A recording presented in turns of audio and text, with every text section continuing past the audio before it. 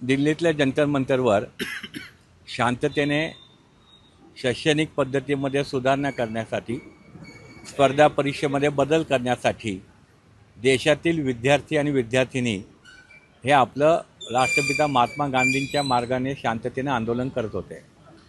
त्या ठिकाणी दिल्ली पोलिसांनी आणि RSSच्या साध्या वेशातल्या गुंडांनी ज्या निर्दयपणे, अमानुषपणे तिथल्या विद्यार्थ्यांच्यावर लाठीमार केला, गोळीबार, प्लेनिंग गेटचे वापर केला, गोळीबार केला आणि अश्रुधुराची नळकांडी फोडून त्या ठिकाणी वातावरण अतिशय खराब केलं। आणि या सर्व प्रकारामध्ये अनेक विद्यार्थिनी या हॉस्पिटलमध्ये त्यांना ॲडमिट करावं लागलं। काहींची प्रकृती चिंताजनक होती। दिल्ली पोलिसांचे प्रमुख हे अमित शाह आहेत, कारण दिल्ली पोलीस हे केंद्रीय गृहमंत्र्यांच्या अखत्यारीमध्ये येतं। म्हणून आम्ही अमित शाह यांना या ठिकाणी या सर्व घटनेला त्यांना आदेश कोणी दिले, त्याची चौकशी झाली का, अजूनपर्यंत कुठल्याही अधिकाऱ्यांच्यावर कारवाई झालेली नाही आहे। आणि म्हणून अमित शाह यांनी हे उत्तर द्यावं, यासाठी 1 ऑगस्ट रोजी ते पुणे शहरामध्ये येणार आहेत। त्यावेळेला पुणे शहरामध्ये आम्ही जोरदारपणे निदर्शने करून काळे झेंडे दाखवून त्यांचा निषेध करणार आहोत। त्यांच्या टाईट सिक्युरिटी असते, कुठून कुठपर्यंत असं काही नियोजन झाले आहे का लोकेशन? आम्ही सर्व कार्यकर्ते, पदाधिकारी आम्ही एकत्र बसून आज संध्याकाळी आणि उद्या सकाळपर्यंत 4-5 ठिकाणं निवडणार आहोत आणि त्या मार्गावरती 4-5 ठिकाणावरती आम्ही हे आंदोलनं करू। पुण्यातीलच पदाधिकारी का महाराष्ट्रातील असणार? पुणे शहरातील पदाधिकारी। आणि माझं आव्हान आहे की या विद्यार्थ्यांच्या पाठीशी ज्यांनी उभे राहिलेत त्यांनी सर्वांनी या आंदोलनामध्ये सहभागी व्हावं। पुणे पोलिसांनी परमिशन दिली या गोष्टीसाठी? परमिशन मिळो किंवा न मिळो, लोकशाहीच्या मार्गाने आम्हाला आंदोलन करण्याचा हक्क आहे। आम्ही रितसरपणे पोलिसांकडे परवानगी मागणार आहोत आणि त्यांनी परवानगी जरी नाही दिली तरी अमित शाह यांना काळे झेंडे दाखवून निदर्शने केली जाणार आहे। काँग्रेसचे पुणे शहराचे अर्धे अध्यक्ष प्रशांत जगताप यांना सांगू इच्छितो की देशाचे आदरणीय गृहमंत्री अमित शाह हे पुण्यामध्ये एका कार्यक्रमाच्या निमित्ताने येत आहेत। लोकमान्य टिळकांच्या नावाने जो पुरस्कार दिला जातो आणि देशाचे आपले सुरक्षा विषयाचे जे सल्लागार आहेत अजित डोवाल यांना हा पुरस्कार दिला जाणार आहे आणि गृहमंत्री अमित शाह यांच्या उपस्थितीमध्ये यांच्या शुभ हस्ते हा पुरस्कार दिला जातो। मला असं वाटतं की काँग्रेस या विषयामध्ये राजकारण करू पाहत आहे। पुणे हे एक सांस्कृतिक शहर आहे। अमित हे कोणत्या राजकीय कार्यक्रमाच्या निमित्ताने येत नाही आहेत, परंतु काल काँग्रेसच्या अध्यक्षांनी ज्या पद्धतीने आपलं स्टेटमेंट दिले, मुळात एक विद्यार्थी आंदोलन कोकरोच जनता पार्टीच्या माध्यमातून चालू होतं, विद्यार्थ्यांची चळवळ होती, ते आंदोलन होतं, ते संपलं। काँग्रेस या विषयामध्ये राजकारण आणून बेगानी शादी में अब्दुल्ला दिवाना अशी काँग्रेसची परिस्थिती आहे। आणि मुळात या कार्यक्रमाच्या निमित्ताने अमित पुण्यात येत असताना काँग्रेसनी ज्या पद्धतीने आम्ही निषेध करू, आंदोलन करू असं म्हणलं, मी प्रशांत जगताप जे काँग्रेसचे अर्धे अध्यक्ष आहेत त्यांना सांगू इच्छितो की तुम्ही सेवन लव चौकात आंदोलन घोषित केले। भारतीय जनता पार्टी तुम्हाला आव्हान देते की इलाका तुम्हारा रहेगा लेकिन धमाका हमारा रहेगा। आम्ही अमित भाईंचं त्याच चौकात जंगी स्वागत करू।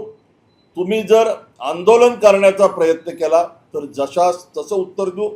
अमित भाई तर पुण्यात मोठ्या दिमागात येतील, त्यांचं स्वागत जंगी होईल, पण भविष्यामध्ये तुमचा काँग्रेसचा एकही नेता पुण्यामध्ये उजळ माथ्याने आम्ही फिरू देणार नाही। तुम्ही जर गनिमी काब्याने काही आंदोलन करण्याचा प्रयत्न केला, या कार्यक्रमाला किंवा अमित शहांच्या दौऱ्याला गालबोट लावण्याचा प्रयत्न केला तर भारतीय जनता पार्टी जशास तसं उत्तर देईल। काँग्रेसकडनं नेमकं हे जाणून बुजून केलं जातं असं तुम्हाला वाटत नाही का? कारण की एका बाजूला विद्यार्थ्यांचं आंदोलन जे दिल्लीत झालं त्याच्याच नावाखाली यांनी हा पावित्रा घेतलाय की अमित शहा यांनी जे विद्यार्थ्यांवर बुलेट काय त्या रबर पॅलेट गन ज्या मागल्या गेल्या त्याच्याबद्दल त्यांनी आधी खुलासा करावा आणि मगच पुढे द्यावं. मी आपल्याला म्हणलं की अमित भाई हे देशामध्ये त्यांची पोलादी पुरुष म्हणून इमेज आहे. त्यांनी ईशान्येमधला सगळ्या अतिरेकी कारवाया संपवल्या. अमित भाईंनी जम्मू काश्मीरमधलं 370 कलम हटवलं. अमित भाईंनी पश्चिम बंगालमधलं तृणमूल सहित काँग्रेस सहित सगळं त्या ठिकाणी रिकामं केलं आणि भारतीय जनता पार्टीची सत्ता आणली. अमित भाईंनी देशामधला नक्षलवादी सगळा संपवला. अमित भाई हे या देशाच्या संरक्षणासाठी, अमित भाई या देशाच्या प्रतिमेसाठी झगडताना दिसतात, काम करताना दिसतात. आणि अमित भाईंसारखा नेता या देशाला लाभलाय.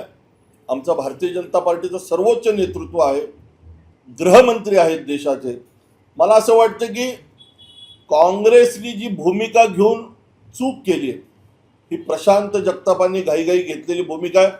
या संदर्भात आम्ही सुद्धा आत्ता पोलीस आयुक्तांना एक पत्र देतोय आणि या पत्राच्या माध्यमातून पोलीस आयुक्तांना आम्ही विनंती करतोय की या कार्यक्रमाच्या निमित्ताने आमचे सर्वोच्च, देशाचे सर्वोच्च नेते अमित भाई पुण्यात येत आहेत.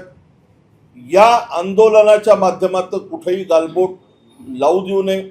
काँग्रेसला आत्ता पोलिसांनी वेळेत रोखावं, अन्यथा भारतीय जनता पार्टी मोठ्या ताकदीने त्याच चौकात त्याच वेळेला रस्त्यावरती उतरेल. मात्र या सगळ्यामध्ये कायदा व सुव्यवस्थेचा प्रश्न निर्माण होईल यासाठी तुम्ही जबाबदार घेताय का? कायदा आणि सुव्यवस्थेचा प्रश्न तथाकथित काँग्रेसचं ज्यांनी जे स्वतःला अर्धे नेते अर्धे अध्यक्ष समजतात अशा प्रशांत जगतापांनी मला असं वाटतं की ही सुरुवात केली. ते प्रसिद्धीच्या झोतात येण्यासाठी, चमकोगिरी करण्यासाठी, काँग्रेसच्या त्यांच्या वरिष्ठ नेत्यांना बरं वाटावं म्हणून जर हे आंदोलन करत असतील तर आम्ही त्यांना समजेल अशा योग्य भाषेमध्ये उत्तर देऊ. मात्र त्याची जबाबदारी कोण घेणार? कायदा व सुव्यवस्थेने जबाबदारी पोलिसांची आहे. मुळात देशाचे गृहमंत्री आणि अजित डोवाल साहेब दोन VVIP मला असं वाटतं की मान्यवर पुण्यात येतात. मुळात हा कार्यक्रम राजकीय नाही आहे. हा कार्यक्रम पुण्याच्या सांस्कृतिक वैभवामध्ये भर टाकणारा आहे. आणि टिळकांनी जे ब्रिटिशांना सुनावलं होतं, ब्रिटिशांना लोकमान्य टिळक असं म्हणाले होते की सरकारचं डोकं ठिकाणावरती आहे काय. मी या निमित्ताने काँग्रेस आणि त्यांच्या तथाकथित नेत्यांना या निमित्ताने सांगू इच्छितो की तुमचं डोकं ठिकाणावर आहे का. निवेदनात काय सांगणार आहे?